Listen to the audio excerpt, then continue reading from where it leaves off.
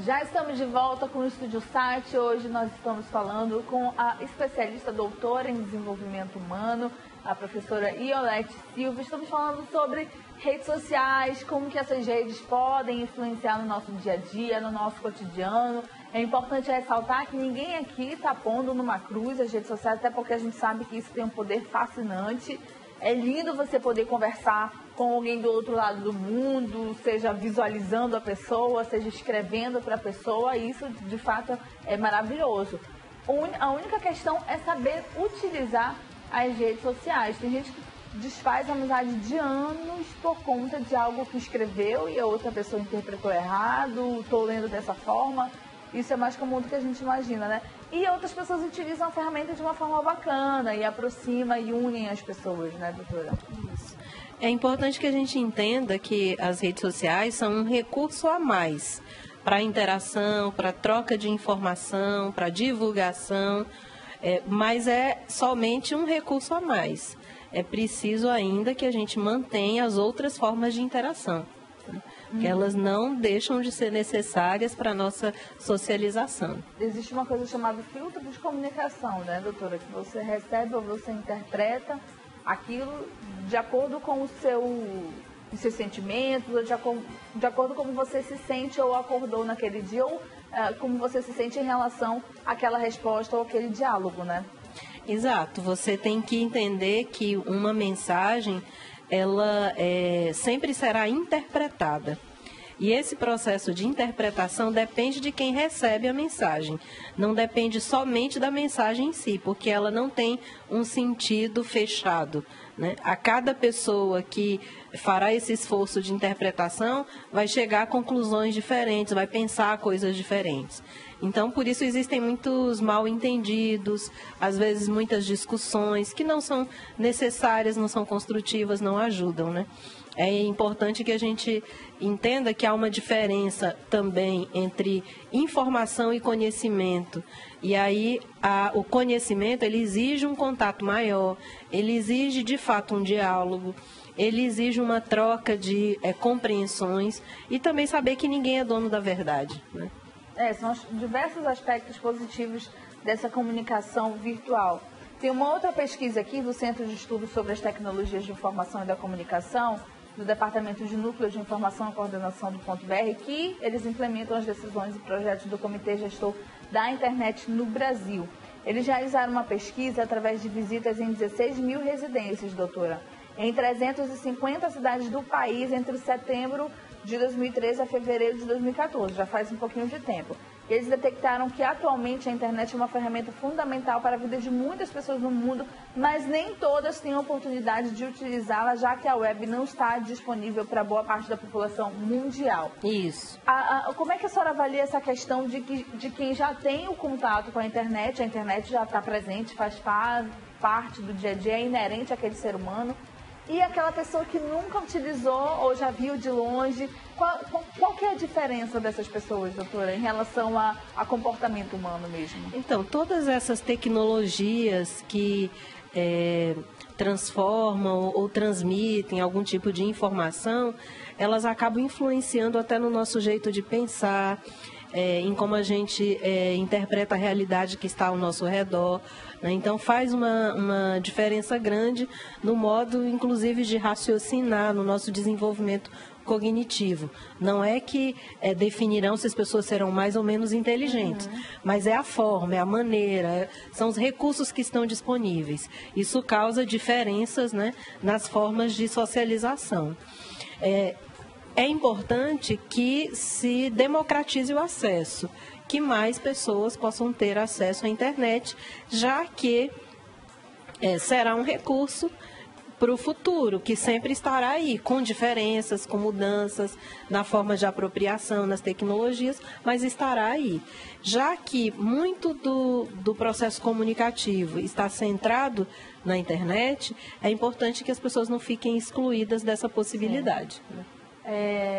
Professora, a gente sabe que o acesso hoje está muito rápido, né? O que acontece hoje no Iraque e na Síria chega em alguns segundos para a gente aqui no Brasil. A gente tem acesso, é uma mídia muito rápida, né? Muito midiática, enfim. E aí, os perigos de se propagar uma informação falsa. Então, o problema é que a internet não vai dispensar a leitura, não vai dispensar a necessidade de uma contextualização. Você tem que ir atrás da informação mais completa, maior, que te dê subsídios e possibilidade de análise do que você tem em contato.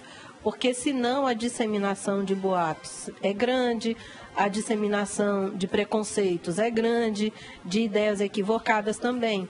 Porque é preciso ler, é preciso analisar, é preciso ter pensamento crítico para tudo que você recebe de informação você analisar. Se procede, se não procede, se tem sentido, se não tem sentido, qual a consequência daquela informação, né? Porque as informações têm consequências, né? A gente já viu notícias de falsas denúncias e a pessoa acaba morta porque as pessoas acham que ela fez algo que ela não fez, Sim, né? É verdade. Essa diminuição no tempo que as coisas chegam pra gente é muito legal, né? Porque tirou aquelas barreiras, enfim, que antes tinha. Mas essa questão é muito perigosa mesmo. Tem uma questão também chamada de o que você mais procura na internet. Você já prestou atenção que lá no seu feed de notícias, lá no cantinho do lado direito da sua tela, quando você está no Facebook, aparecem apenas o que você mais tem acessado. Vou dar um exemplo. Para mim aparece muita coisa de roupa, de cabelo, de maquiagem, porque eu gosto disso, né? E os seus amigos, você já prestou atenção que são aqueles que mais dão like nas suas coisas, que comentam mais suas coisas e vice-versa e tudo? Eu não sabia, vim saber um dia desses estudando para fazer nossa entrevista, que até o Google faz isso. Vamos supor, o Castanheira deu isso no Felipe Castanhari, ele falou isso no canal dele.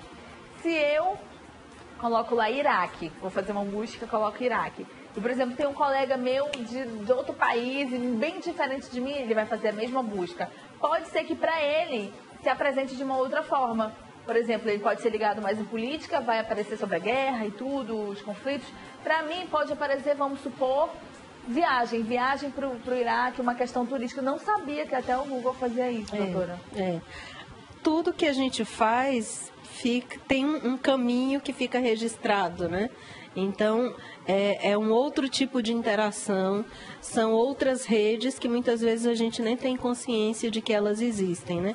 De alguma forma, até um monitoramento de tudo que a gente faz, né? Uhum. Então, aí entra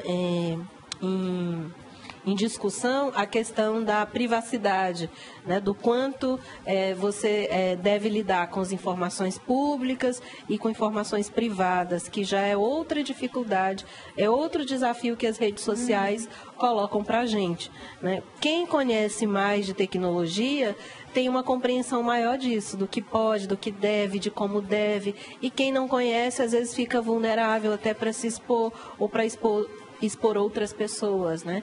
Então, essa é uma outra preocupação.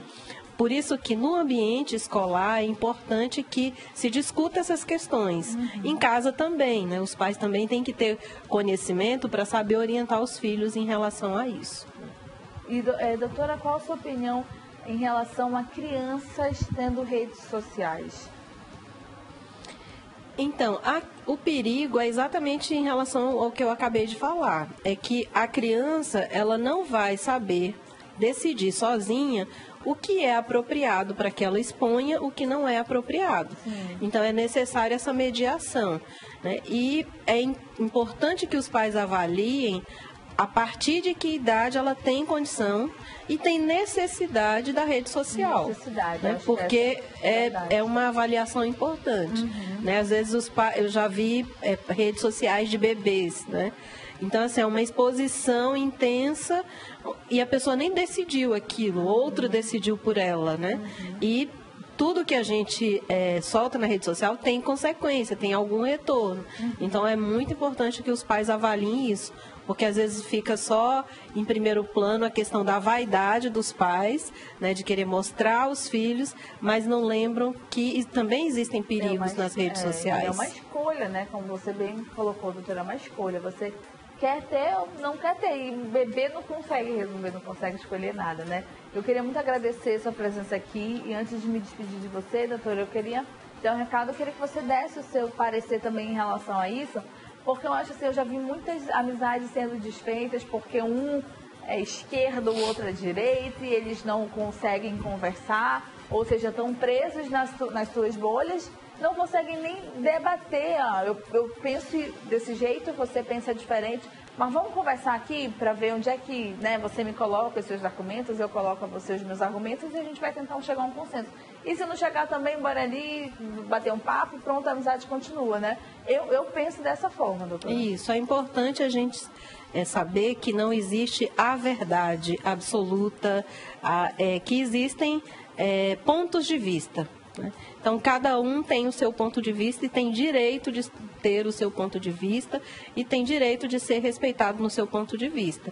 Desde que esse posicionamento, essa opinião, não represente violência ou desrespeito ao direito do outro. Né?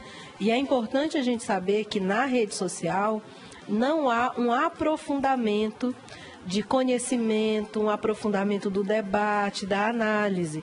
É importante que a gente leia, que a gente busque algo com mais sustentação e que a gente não dispense a interação face a face, porque ela é imprescindível para a gente construir conhecimento e para fortalecer os laços sociais. É verdade. Professora, muito obrigada mais uma vez, tá? Pela sua presença aqui com a gente. Eu que agradeço. Nós vamos seguindo para o intervalo comercial e daqui a pouco nós vamos voltar falando sobre um curta-metragem que teve a sua estreia ontem, no dia 12, aqui em Manaus, e foi aberto ao público em geral. E é baseado, gente, o curta é baseado numa lenda urbana irlandesa chamada Elisa Day. Foi muito legal. As gravações ficaram lindas, o filme ficou mais lindo ainda. Daqui a pouquinho você vai acompanhar com a gente, tá?